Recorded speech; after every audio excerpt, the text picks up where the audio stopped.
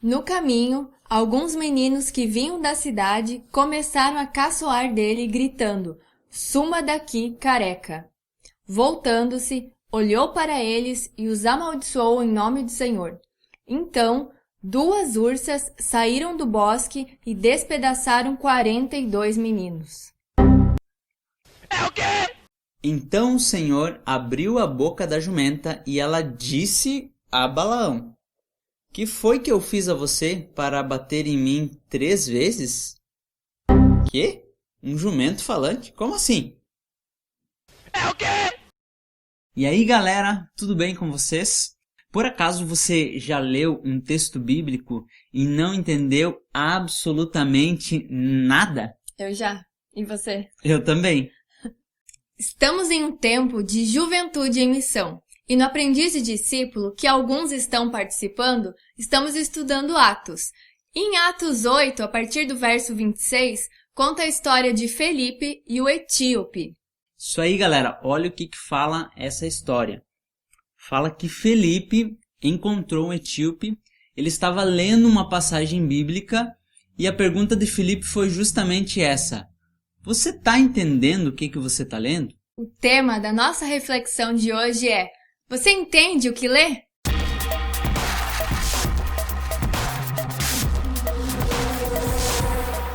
Então, galera, esse texto de Atos aqui, de Felipe e do etíope, tem algumas lições muito legais para nos ensinar e nós vamos ver elas agora.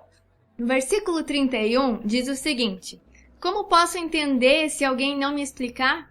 Assim convidou Felipe para subir e sentar-se ao seu lado. O etíope estava lendo uma passagem lá de Isaías do Antigo Testamento e não estava entendendo bolhufas.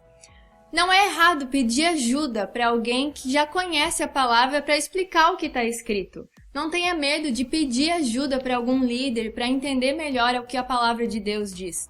O etíope não teve esse medo. Então Felipe foi lá, sentou com ele e expôs a palavra e fez ele entender a mensagem de Jesus. A segunda lição desse texto está lá no versículo 35. Diz assim: "Então Felipe, começando com aquela passagem da Escritura, anunciou-lhe as boas novas de Jesus." Esse versículo nos ensina que nós devemos sempre estar dispostos a explicar a palavra de Deus para alguém. E devemos aproveitar isso para anunciar as boas novas de Jesus. Felipe, ele não perdeu tempo. Ele aproveitou aquela oportunidade e falou de Jesus. Então, galera, você também não perca a oportunidade quando puder explicar ou falar de Jesus para alguém. E a terceira lição desse texto de Atos é a seguinte: no versículo 39 diz que após entender a mensagem de Jesus, esse eunuco saiu cheio de alegria e seguiu seu caminho.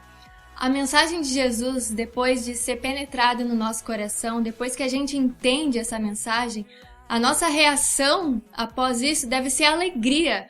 A gente deve sair radiante, resplandecendo essa alegria que vem do Senhor. Por isso então, galera, que é muito importante a gente entender o que está lendo. Às vezes é um pouco difícil de entender algum texto, mas a gente deve se esforçar para aprender o que aquele texto está falando para a nossa vida. E por isso, galera, a gente quer trazer aqui algumas dicas para você entender o que está lendo. Algumas dicas que vão te ajudar a entender melhor e a buscar melhor o entendimento da palavra do Senhor. Então, a primeira dica, galera, para você entender o que você está lendo é: ore. Parece muito óbvio, né? Oração, a gente sempre fala sobre oração. Mas nós precisamos pedir a ajuda de Deus para entender a sua palavra. Então, antes de você começar a ler a Bíblia, ore a Deus e peça para que Ele te explique o que aquele texto quer falar para você. Lembre-se, a Bíblia é o único livro em que você lê na presença do autor. Então, aproveite que o autor está com você para te explicar. Outra coisa que a gente precisa observar na hora de ler a palavra de Deus é a versão da Bíblia. Existem muitas versões da Bíblia: NVI, NTLH, NAA, inúmeras versões. Existem algumas mais antigas que as palavras são um pouco mais difíceis da gente entender. Talvez você precise ir lá no dicionário e buscar uma tradução.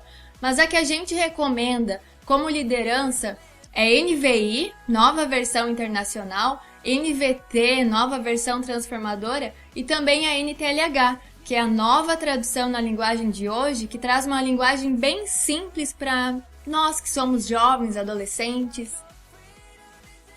Então, na hora de você comprar uma Bíblia para você levar para sua casa, procure observar ali qual versão você está comprando e leve aquela que tem uma linguagem mais simples, mais jovem.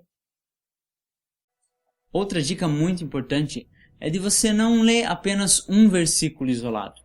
Quando você for ler a palavra de Deus, lê um capítulo inteiro, porque o contexto daquela história vai explicar o que aquele versículo quer dizer. E muitas vezes um versículo sozinho pode te trazer até uma interpretação que não é verdadeira, que não é aquilo que o texto está querendo dizer. Então procure ler trechos um pouquinho maiores da palavra que você vai entender melhor. Faça suas anotações. Outra dica muito importante é que a gente pode anotar, pode sublinhar, destacar os versículos que a gente está lendo ali da Bíblia, inclusive os verbos. Os verbos têm ações muito importantes que devem ser destacados e observados por nós leitores. Tenha um caderninho para você anotar alguns textos que falaram ao seu coração ou anotar algumas dúvidas que você não entendeu sobre aquele texto. A gente não pode confiar na nossa mente achando que vamos lembrar desses destaques tão importantes. Outra dica muito importante é você tirar um tempo de qualidade para ler a Bíblia. Muitas vezes você está lendo ali a Bíblia, mas você está com o celular do lado, está recebendo notificação no WhatsApp, do Insta, e você não consegue se concentrar naquilo. Então, talvez outras vezes tem pessoas junto com você que estão conversando, estão tirando a tua atenção. Então, vá para um lugar isolado, vá para um lugar silencioso, sem celular, sem qualquer outra coisa que vá tirar a tua atenção e leia a palavra de Deus. Com certeza você vai conseguir entender melhor ainda o que você está lendo. Busque a ajuda de alguém mais experiente. Como a gente falou antes, o etíope pediu a ajuda de Felipe para entender o que a Bíblia estava dizendo. Não é errado você pedir ajuda. Se você não sabe o que algum texto significa, tudo bem. Peça ajuda de algum líder, de alguém mais experiente para explicar e para aprenderem juntos sobre o que aquele texto quer dizer e para aplicar na sua vida. E é isso que vai acontecer aqui agora. Alguns adolescentes mandaram para a gente algumas dúvidas que eles tinham referente à palavra de Deus. Se liga aí! O que Deus quis dizer quando ele deu aquela resposta a Jó? Muito bem, aí está então a pergunta do João.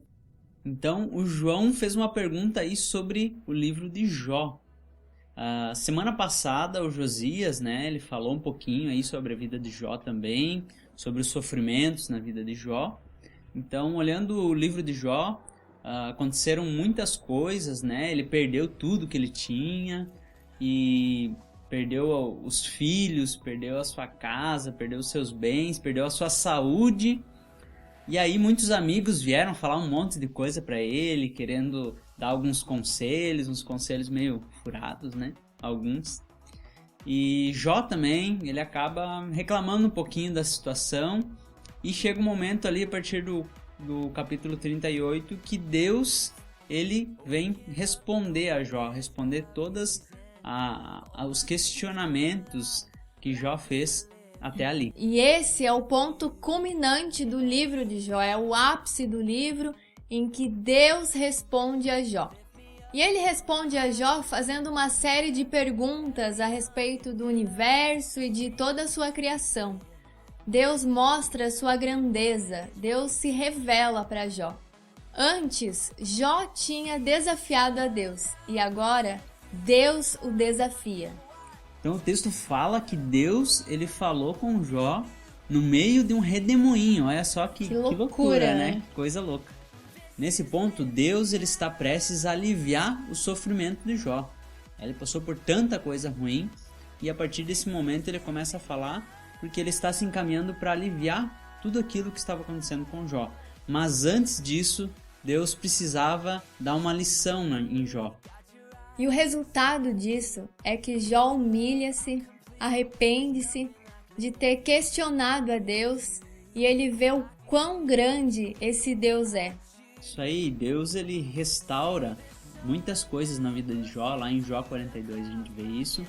Então Deus ele precisou trabalhar primeiro algumas coisas e mostrar para Jó quem ele era.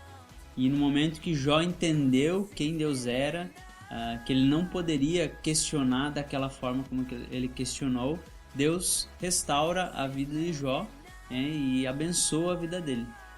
Sim, encontrar-se com Deus faz valer todo o sofrimento que Jó teve nos capítulos anteriores.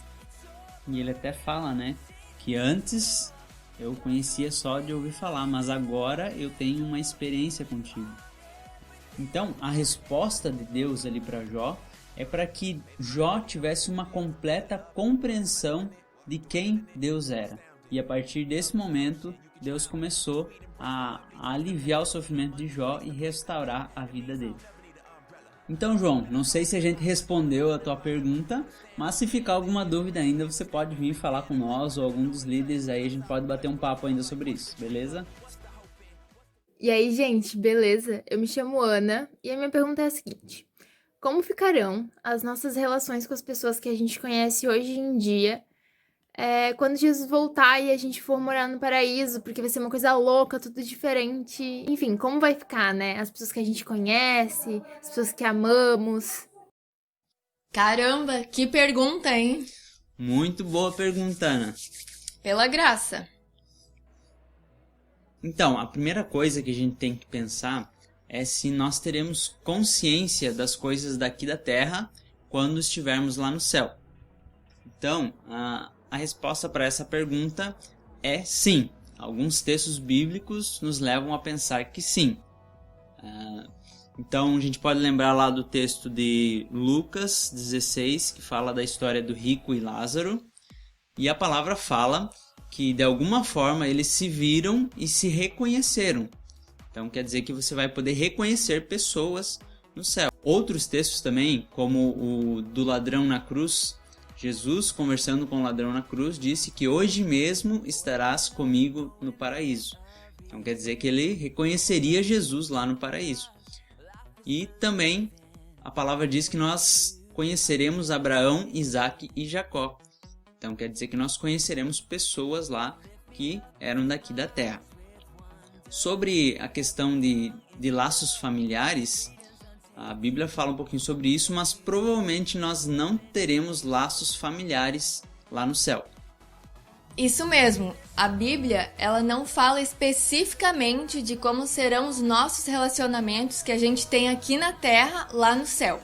Mas o que a gente sabe, o que a Bíblia deixa de forma clara, é que quando a gente se converte, quando aceitamos Jesus como Senhor e Salvador das nossas vidas, nós somos aceitos como filhos de Deus. Somos adotados por Deus. Sendo assim, todos nós somos irmãos em Cristo, filhos de um mesmo Pai, que é Deus.